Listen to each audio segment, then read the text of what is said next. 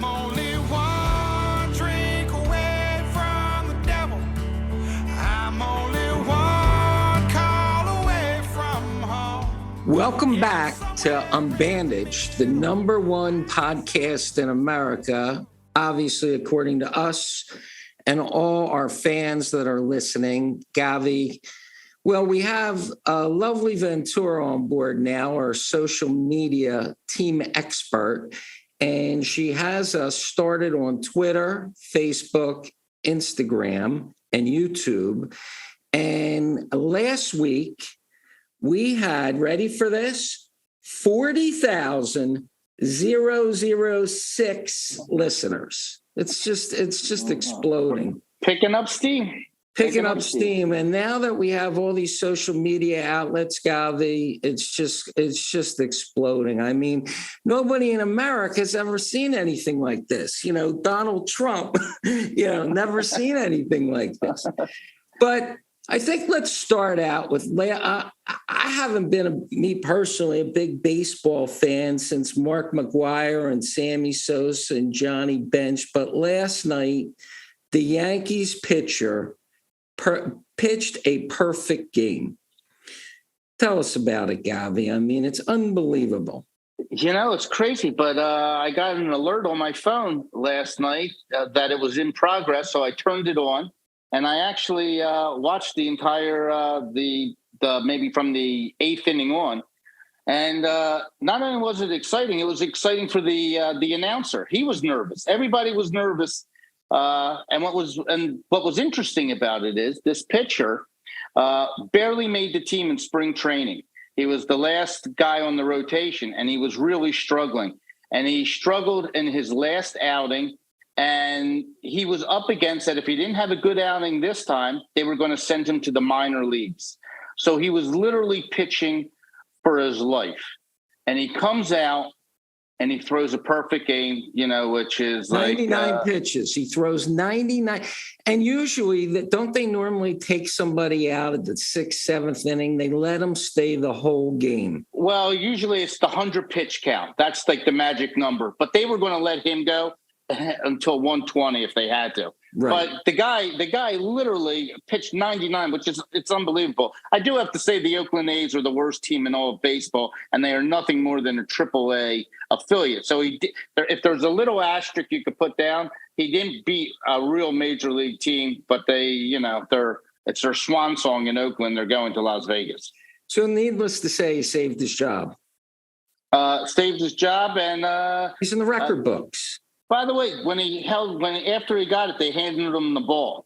And I was thinking to myself, just that ball, with all these sports collectors out there, what's that ball worth? When someone say, here you go, they handed him probably a $2 million baseball. Right. Perfect game.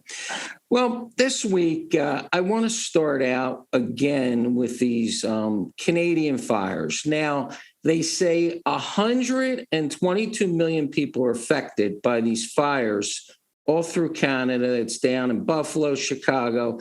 But the real story is they're closing 83 pizza parlors in New York because of the wood-fired ovens. And they're afraid of the smoke coming out of these ovens, ruining the air. But yet these Canadian forest fires are everywhere. And I just think, look at this LGBTQ, XYZ, and all this stuff, the woke movement, everything that's happening in America. Maybe they're just going a little too far. I mean, now they're going to close 83 pizza parlors because of the wood-fired stoves. It's just ridiculous. That's it. It's crazy that it's either 83 or 86. But it's amazing that we're talking about 83 pizza places in the city of New York. I mean, it's like they're looking so small on this major problem that they're having, especially after they did the thing with the stoves, with the gas fires.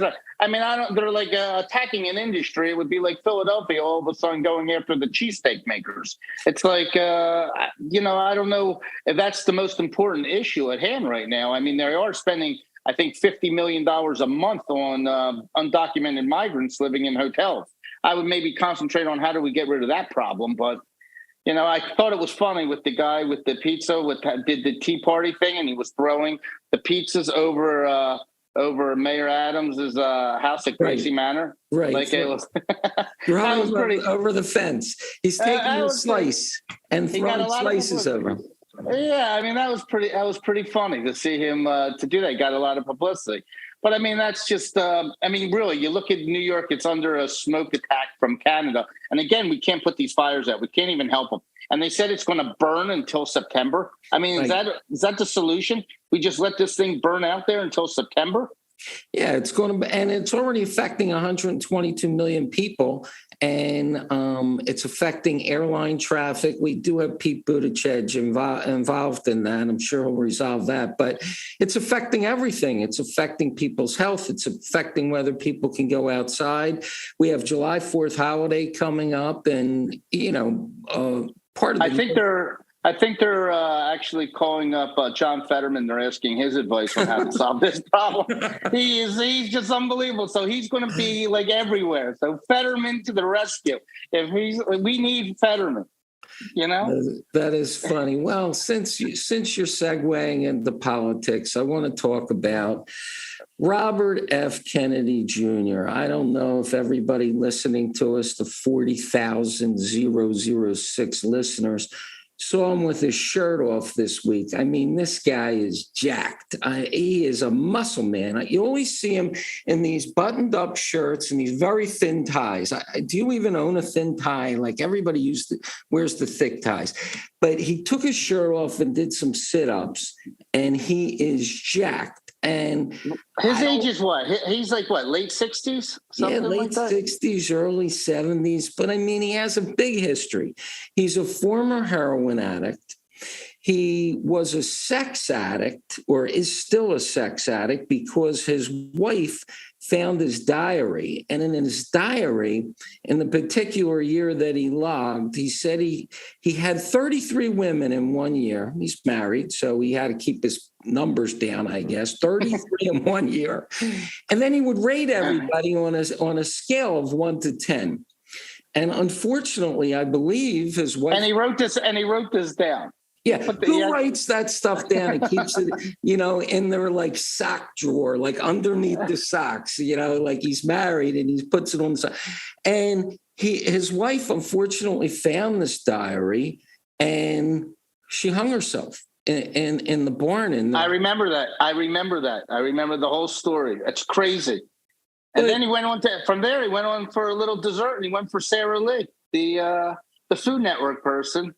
And now he's with Curb Your Enthusiasm. Yeah, Cheryl Hines. Cheryl Hines.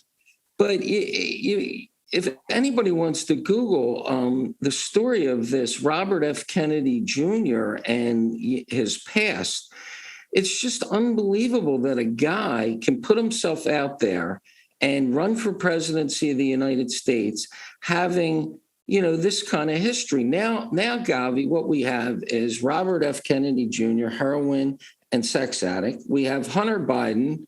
Wait, he might be on some juice, some steroids. I mean, and juice. Oh yeah. Wait, I had to consult somebody at Lifetime Gym, an expert in this area, and I asked her, isn't it a little contradictory that you're obviously doing something to get that muscle down at 70 and also be an anti-vaxxer?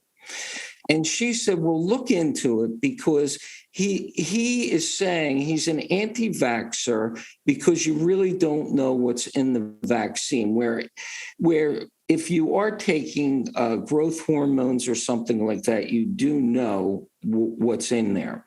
But getting back to... It explains the voice. It explains the voice. Yeah. Oh, it explains the voice, right. Michael Douglas ended up with throat cancer because he claimed he got the HPV virus from oral sex. Now we're kind of putting it together. Robert F. Kennedy Jr. is sleeping with 33 girls in a year and doing whatever, and now he can't talk. So do we know if that has something to do with it? But getting back to this point, so you have Hunter Biden, he's a sex addict and a crackhead. Then you have Robert F. Kennedy, former heroin addict, sex addict. Then you have Joe Biden, who just felt up Eva Longoria, however you pronounce her boobs, if you YouTube that. And then you have Donald Trump getting off the bus, saying that he's allowed to grab a woman wherever he wants to grab them. I mean, this is what we're coming down to, Gavi. This is America right now. Big selections. We have big selections to choose. It's just crazy. And I just don't know where it all goes. I mean, let's talk about this Hunter Biden thing this week, with the whistleblowers and all the stuff. Well, wait, just to say one thing about Kennedy. Just explain to me how the mainstream media is like silent. Like, so these stories are there. You can read about it. It was like in 2003, when it took place, all this stuff. And it was by like CNN. It was by a lot of mainstream media. Why isn't someone saying that now? Like, if he's a little thorn to Joe Biden right now, like they're about the debate, should he have a debate? Why can't Joe Biden just have his media guys give him a little flick and say, you know what, let me show you some of his past. And that would be the end of Robert Kennedy Jr. I mean, like, that's enough to make him go away. I mean, personally, for him to even run for president is unbelievable. Like, look what's in his closet, and he just doesn't Aren't these care. people embarrassed? Nobody's embarrassed. They don't care. It's like, they just don't give a shit.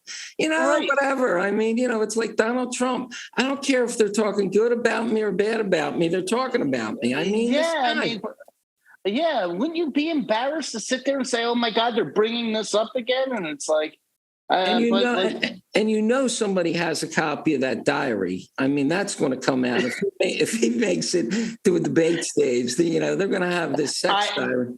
Yeah, I think they're waiting. I really do. I think that the Republicans, they want him to get up steam. So they don't want to say anything. They're sitting back, letting him do his thing. They don't want to say anything because they want him to egg him on and cause Joe Biden grief. I'm just surprised that the Democratic Party just doesn't eliminate him now. I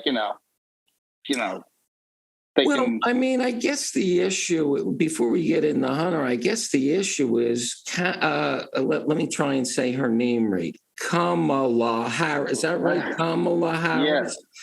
Yes. She has now a negative 17% approval rating. The worst vice president in the history of the United States of America since they've been doing the polling. And I think they need to Spiro Agnew her. I mean, they have to get her off the ticket. They picked her because she's the first African-American woman ever for vice president, and Joe Biden probably won because of that. Now they're trying to get rid of her, but how do they get rid of her? I don't know. How did they get rid of Epstein? Yeah, how they get rid of Epstein? Yeah, that was a great story this week. But it's an interesting thing. They're stuck with her. That's what they are. They need to actually call Willie Brown. They got to call Willie Brown in and get him to testify. You know what? For money, I bet you Willie Brown would do that. They need Willie Brown to sit there and give a little background story, and maybe that would make her go away. But it's interesting. They have to either attack Joe Biden first and get him to once Joe Biden steps aside, another person can come up and say, listen, I want to pick my own vice presidential candidate. And Kamala Harris would then have to choose that she's running on her own and she could choose someone. I think that the way to get rid of her is you got to get rid of Joe. And I truly believe Joe Biden will not be the Democratic ticket on the Democratic ticket when everything is said and done, especially after this Hunter Biden situation, which that we can talk about. But that's how they're going to get rid of Kamala. There won't be Joe Biden. It'll be someone else. Do you really believe Joe Biden's going to make it 2 more years? I mean, forget about No. Yeah. So the issue is they need to get rid of Harris so that they can put somebody in that slot. So when they get rid of Joe Biden, that person moves up to become the president. No, I think Joe Biden's not going to be on the ticket. I think they'll be both gone. I don't think Joe Biden can deliver them from the basement like he did in the last election. He has to get out there and talk and he just can't do it. I mean, he just doesn't have that ability to get a message across, and he can't answer any questions. I mean, he's not going to. The only reason why he would win is because they still can't stand Donald Trump. There's so many people out there that will say anybody but Donald Trump. But right now we're in a situation where Belarus has 80% of Russia's nukes. We don't even know who's in charge of these nukes. So I mean, we got chaos going all over the world right now, and we got Joe Biden in charge of this, who basically says he doesn't know anything about his son's business dealings. I mean, he just keeps lying. So you have Hunter Biden, who has this whistleblower. Last night, Brett Baer interviewed this guy, and I'm looking at this guy, and I'm saying to myself, I hope this guy's not buying green bananas, because how long is he going to live? I mean, the Clintons, they claim, got rid of that guy, Vince Foster. I mean, here's this guy that is like telling this whole story, and if he ends up dying, very credible guy, though. Right. But I mean, how's this guy survive? I mean, you assume that, everybody, this rigged system in America, when you sit there and listen to what he has to say, the amount of people that he had to go through, that he was turned down on for this Hunter Biden stuff, it's amazing. Yeah. Well, one way he can survive is that he came out in the open. He actually, you see him, his name and everything. There's another whistleblower who's silent. He's the guy that has to be careful. You can eliminate him and you don't know who he is. Then you get rid of the second. Out. Yeah, so he's the guy that should be nervous. This guy, if something happens to him now, I mean, how much, it would be a little crazy if all of a sudden he disappeared. Putin can make you disappear. Right. Like he made those two generals just disappeared overnight. Where are they? Nobody knows. Right. But I'm sitting there, and I spoke to you on the phone last night after that interview. I said, isn't it amazing that somebody has that much power in America, Joe Biden, that he can silence all these DOJ people and rig a case? I mean, it's just unbelievable. That's FBI, everybody. It's the whole system that he has, and I mean, it brings you to another issue. Barack Obama, when he was president, and Joe Biden was his vice president for 8 years, and Hunter's flying on Air Force Two with Joe Biden going to China and everything, and with Burisma, you have to believe Barack Obama knew this. Like, he knew what was going on. He probably said, Joe, you're being a little greedy here. So when Joe Biden was running for president, Obama didn't endorse him. I think he knew, hey, take the money and disappear, never thinking that he's going to now be this is going to come out in the open. I think Barack Obama has questions to answer. I mean, didn't he know anything? This was under his watch. Maybe Barack Obama has a bunch of the money. That's where it went. Who knows? Right. But, he's making Netflix money. I mean, yeah, he made like $100 million on that. But what's remarkable, I hate when Donald Trump starts with the whole the election was rigged routine. I mean, that's, we heard enough of it already. But now, when you hear this whistleblower last night and the power that Joe Biden had to silence everybody, if he can do that, he can do anything with an election. I mean, in Pennsylvania, Trump was up 800,000 votes at 11 o'clock at night. In the morning, he was down. Right. Right. And Michigan. And some other states. Yeah, Arizona. So it's just unbelievable that somebody can have that kind of power. And this Hunter Biden, now he has this plea deal coming up where he made a deal for a sweetheart deal. But listening to these pundits on TV, they say the judge doesn't have to accept this plea deal with all this new information and start... Judicial Watch can do amicus briefs and start bringing some of these people in for depositions. And they should. What's crazy in this situation is you have Attorney General Garland. This guy came if it wasn't for McConnell, this guy's a Supreme Court judge for life.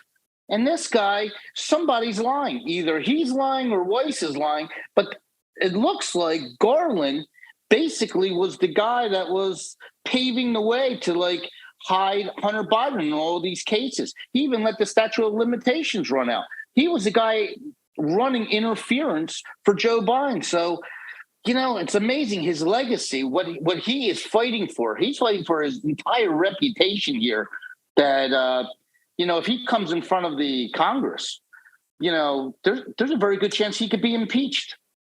Well, I think at some point somebody's got a rat, whether Hunter Biden rats out his father or what's his name? Merrick Garland rats somebody. I mean, nobody's going down with this. Well, somebody's not going to go down with this ship. Somebody's going, they're going to end up with the forensic accountants and whatever and come up with enough juice and junk. But it's hard. No, I was just going to say, it just seems like with this administration, Trump, when he was president, people were going, Tilson, he was gone. This guy was gone. Like, he moved people. They were fired, this, that, the guy that ran his press secretary, he was going through people. But Biden, you could be Milley. You could be like in charge of the military. You could do an Afghanistan withdrawal that was horrendous, and nobody gets fired. There is nobody gets fired under this administration. It's really unbelievable. Even this energy secretary that lied she lied about her stock thing. She's still the energy secretary. And Joe Biden, his response is, well, I love my son. Well, I have 4 kids. You have 2 kids. I mean, my kids are allowed to come up to the line, dance on the line, roll around on the line, but they can't cross the line. There's penalties if they cross the line. And I mean, at some point, he's got to say, to his kid, enough. But there's video. The crazy thing is, like, the video doesn't lie. We live in a situation where it's not like Abraham Lincoln anymore. There's video. Here is Joe Biden, 1993. He's holding up the quarter, and he's saying, if you have this much crack, the size of a quarter, no ifs, ands, or buts. You go to jail, 20 years, get them off the street. We don't care if you have a problem. You're a menace to society. He's on record saying, get them out of here. Get these people out. But now, all of a sudden, by the way, Hunter Biden was in his young 20s at that time. But all of a sudden, when it happens to him, even the tax issue, he's so worried about everybody paying their fair taxes. Look at Hunter Biden. I mean, it's not just the crack. I mean, it's the taxes he's not paying. It's the gun charges he's not paying. How do you believe him? It's rules for him and then, rules for everybody else, but not for him. Right. Millionaires don't pay enough for their income and taxes, yet his son was making a couple $1,000,000 a year for 2 years and didn't pay any taxes. So everything that Joe Biden stands for is crap. Right. In terms of a double standard. I mean, his kid is allowed to do crack, no penalty. Allowed to dodge taxes, no penalty. On and on and on. There's a double standard for everything. How did they make their money? Yeah. Biden. Joe Biden was a United States senator making $175,000 a year, and he has 2 homes worth like $8 million. How did that happen? He was a good saver, I guess. He saved his money. They lived on a budget on the $175,000 a year, and were able to acquire this real estate. I mean, and I just want to say, after this whole thing with Hunter Biden, and he got indicted, and he had a plea deal, and he took him to the state dinner. Let me ask you, the very next day, he took him on Marine One and he went to Camp David, Hunter and Joe. So what do you think they talked about? Do you think there were lawyers there? Do you think they talked like, hey, Hunter, we got a situation here. We got to make this go away. There's a powwow that no one can go out there. The press can't spy on them. It was Joe and his son. What do you think went on in Camp David this weekend? Well, I'm assuming they probably had a bunch of lawyers there because at Camp David, there's no press allowed. Nobody can get in. Nobody can see what's going on. So I'm sure it was a seance to try and figure out what their strategy is moving forward. And, I saw Hunter Biden at the state dinner. Now, I'm just curious. In some photos, he looks like he's losing his hair. It's very thin. Right. In the state dinner, he had a full head of hair. I mean, is that the black spray on stuff, that they paint hair on? It could be. It could be. I mean, but I got to tell you, for a guy that was a crackhead, he was making some unbelievable deals, like moving money left and right. That's not the guy that you would see on the streets like a zombie. I mean, this guy looked like he knew what he was doing with all this money that he's making. And Joe at Camp David, Hunter, if they sat down, the two of them together, he must have said to Joe, "This is what I did, Dad.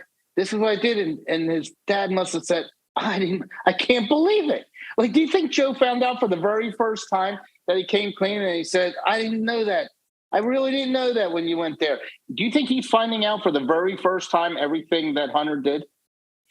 I mean, it's just an unbelievable story. And we're going to find out if it's all true. I mean, all day long on the news this morning, they have that guy Comer on there. They have everybody on there talking about what the whistleblowers saying. So now they're subpoenaing everybody, and they're going to get Garland in there. They're going to get this guy Weiss in there, and they're going to, okay, you two guys. The bottom line is when Joe Biden is now running for president again for a second term, is he believable? How do you take anything he says as the truth? When he says something, you don't know. How about these deals with Ukraine right now? He needs more money. He just gave another, $500 million? I mean, how do you know he's not lining his pockets? And I'm not saying that all politicians don't do it. I mean, obviously, look at most of them. That's why you maybe need term limits. But how do you just take when they get up there and they say what they're going to do? How do you believe any of them? You can't. I mean, it's like this Trump audio that came out. You don't know if you can believe the press. You don't know anything. I mean, this audio where Trump was. Everybody, by the way, now has a recording. Everybody evidently has a recording in their pocket. So whatever you say in life, wherever you go, when you go to the deli in the morning to get a cup of coffee, you better assume that the recording. No. Only Trump stuff gets leaked. Trump's guy, whoever their special agent is that's doing his special counsel for him, everything gets leaked. They can come to Mar-a-Lago. They can do everything. They can take pictures of the file. Nothing gets leaked for the Bidens. Zero.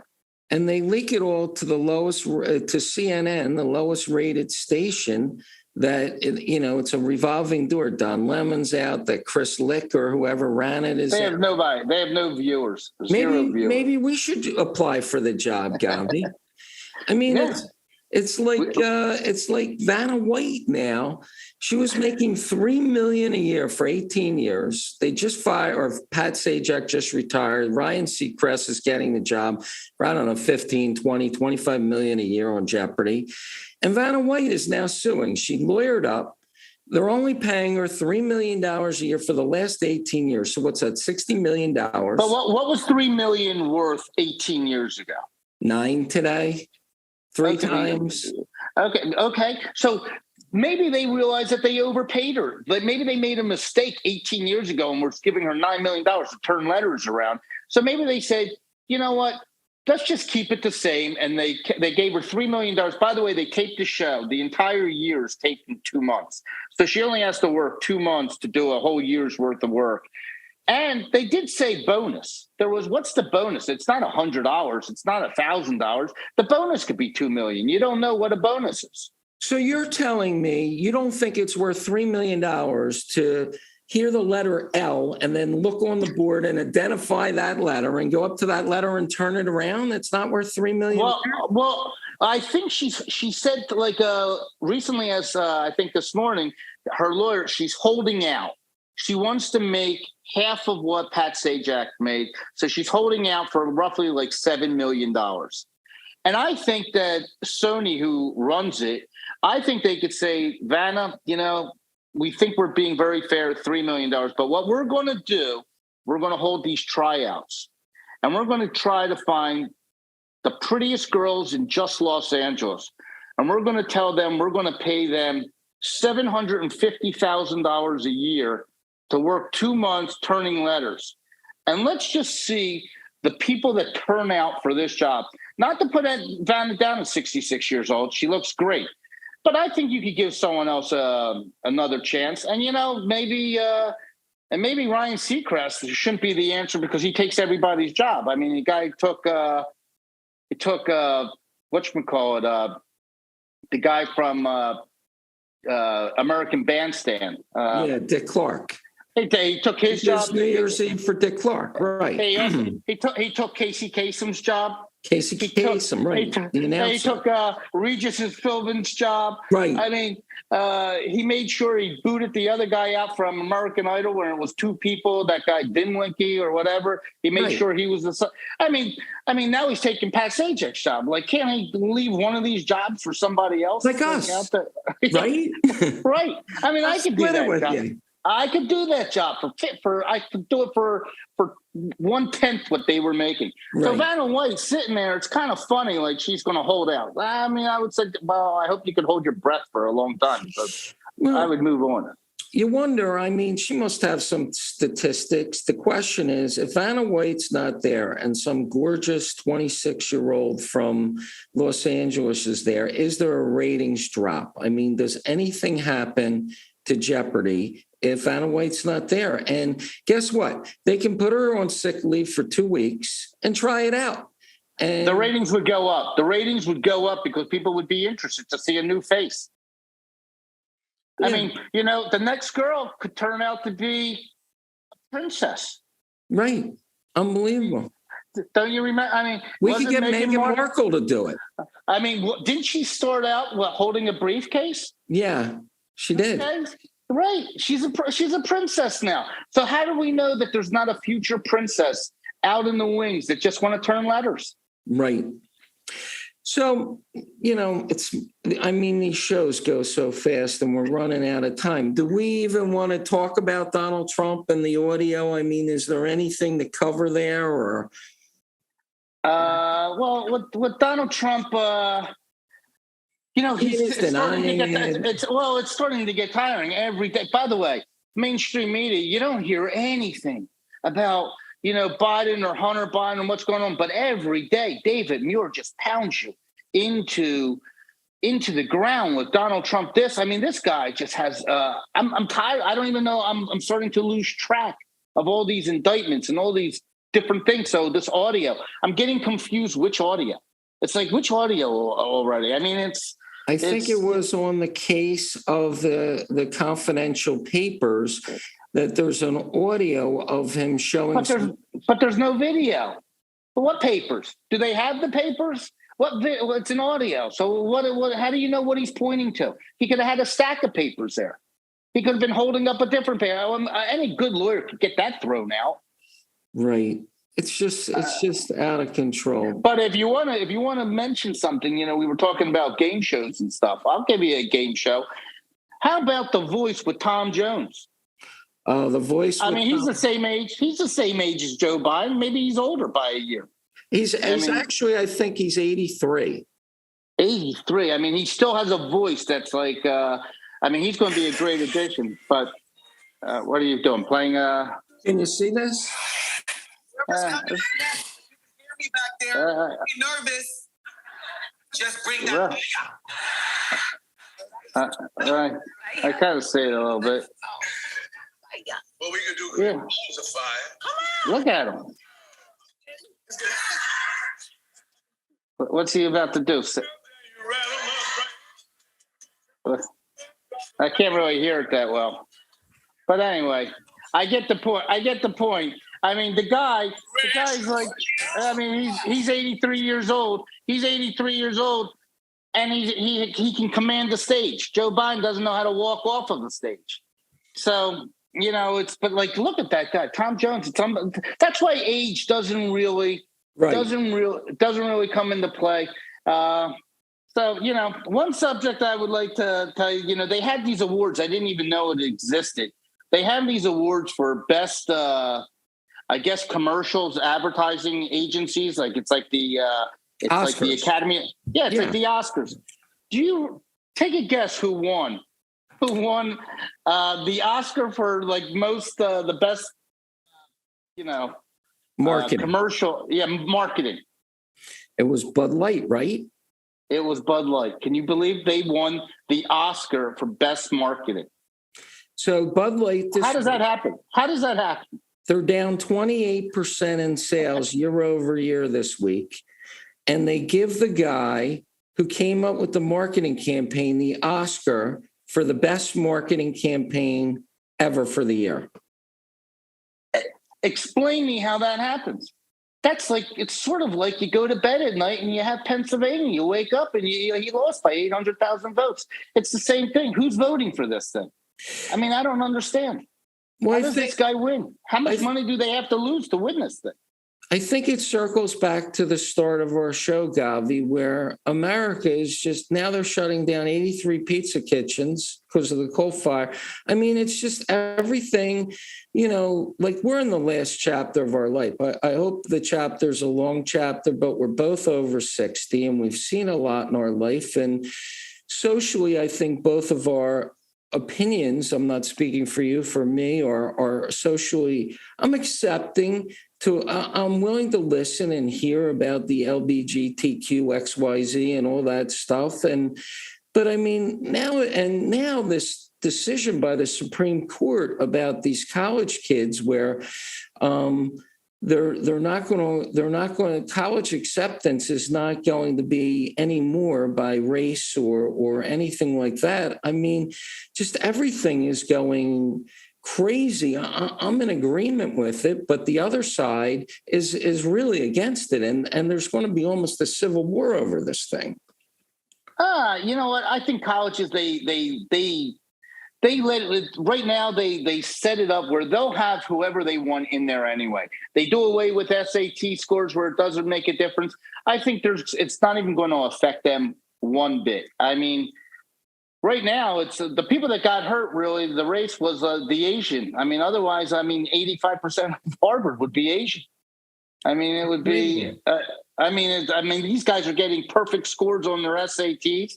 They're getting straight A's. They're working in soup kitchens. They're on the. They take an instrument. They're in the orchestra. They're in the sports thing, and they get turned down.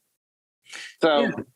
I mean, it has been a disadvantage for if you're just a regular, in the last 20 years, if you're just a regular white kid in the suburbs, and you're president of your class and you get a perfect score, you have a difficult time and somebody else gets your slot. But I don't know how many years this is going to continue. It's crazy. And by the way, if people want to get into their college and they say they didn't get in, you could always go somewhere else. I mean, you could go, if you wanted to say go to University of Miami, you could go a year maybe at Ithaca, American. You can go even to a community college.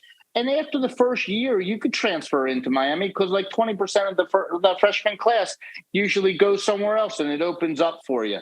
So it's not the end of the world to to do everything. And they get to different schools. Just want to let you know one thing. My prediction, Bud Light, just want to go back. Here's my prediction if I was running their marketing. I have a funeral for Bud Light. I will not spend any money trying to bring this back to life. It's a code blue. He died already. The beer died. You can't bring it back to life. You have to have a funeral. And then you make a whole ad campaign how you're burying Bud Light. And then you have to have a baby. And it's going to be a new beer. It's going to be a new Little Bud. It's going to be Little Buddy. And Bud's going to come back and people will now have a second chance. It's going to be a bigger, better Bud that learned from the other Bud that got shot. And so how long do you give them? How long are they in hospice care here?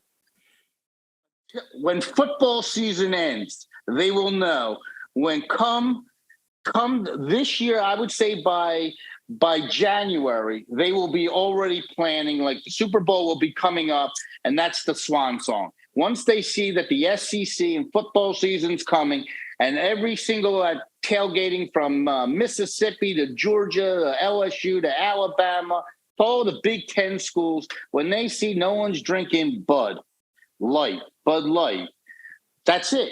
Time to bury it. Bring back something. That's what's gonna happen, and everybody will be happy. They'll embrace, a little. It's like a baby Modelo. Clydesdale. But there could be a little baby Clydesdale. It's like being born. You get a little baby Clydesdale. Maybe they come up with a bigger beer can. And, when they change the name, they come up with a little bigger, you get more beer in a can. You know what? Now, instead of them giving away beer right now, where they're making Bud Light so cheap, come out with a new one. And as an introductory to the new beer, make the can 10% bigger for the same price. And give everybody hired, you got the job. Yeah. Chief Marketing Officer of Anheuser-Busch. I'm a problem solver. That's what I do. I'm a problem solver. Well, one problem you don't have to solve, Gavi, is the fact that Unbandaged last week had 40,006 listeners. And now this week, I can't wait to hear that number. It's unbelievable what's going on. Yeah, that's crazy. Our time went so fast today. And we're coming up to are we taking off for the July 4th holiday? Are we doing a show next week, or we're taking some time off? Every day's like a little bit of a time off for me, so we can. I'm around. So it's funny that you say that, because when we started this 6 weeks ago, or whenever you and I started doing this, after years of yakking on the phone like two little old ladies every week, I said to myself, oh, man, it's like, it's so short in between these episodes. I mean, it's like, we're never going to get enough material. Now I feel it's like it takes forever to get to the next week. I want it to happen faster and faster because, like, the material's coming in so fast. Well, the news is, by the way, the Supreme Court's going to probably have 4 more decisions in the next hour. That, like, in our podcast, it'll be like, it'll be next week. But they're coming. But yeah, they have 3 more decisions to come down. One's going to be on the student, the forgiveness for the student loans. Right. That'll be really interesting. I mean, that's so unfair to the people that are just missing the deadline. I mean, okay, the guy over the deadline gets everything wiped out, but the guy 2 years before doesn't get anything wiped out. I just don't know how you make it's like the whole abortion issue, which obviously we're not going to get into. I mean, my brain's not that big to figure out all this stuff. It's just too crazy anymore. No, that's going to be a great topic for our next podcast, because I can't see the electrician or the plumber or a guy in the roofing business that he has to take his tax dollars and pay for some guy that has a philosophy major going on right now in college. I just don't see how that's fair. Yeah, that's a big one. Well, Gavi, I'm going to talk to you, I hope, a bunch of times before July 4th, but that's on a Tuesday, right? So our show's not till Thursday. So have a great July 4th. You're down there in Florida. I'm up north here this morning. Cuddy, be careful up there. You're in Philly. Make sure you put the bulletproof vest on if you're going downtown. Yeah, it's very dangerous up here. But yeah. Be careful. One thing I will tell you, Gavi, on the way to the gym this morning, my car thermometer was 61 degrees. Nice and cool here in Philly. I was 88. It was 88. 88. Early in the morning, 88. It was 10 o'clock. But it doesn't go higher than 91. And that was a little inland. But once I get to the beach in about 15 minutes, it'll be like 80. It'll be 87 with a slight breeze. All right, Gavi, we'll have a great time on the beach. I love you. Have a great holiday weekend. Say hi to everybody, and we'll chat during the week and be back together next week. You got it, Cuddy. I'll see you. Bye-bye. Take care. Bye.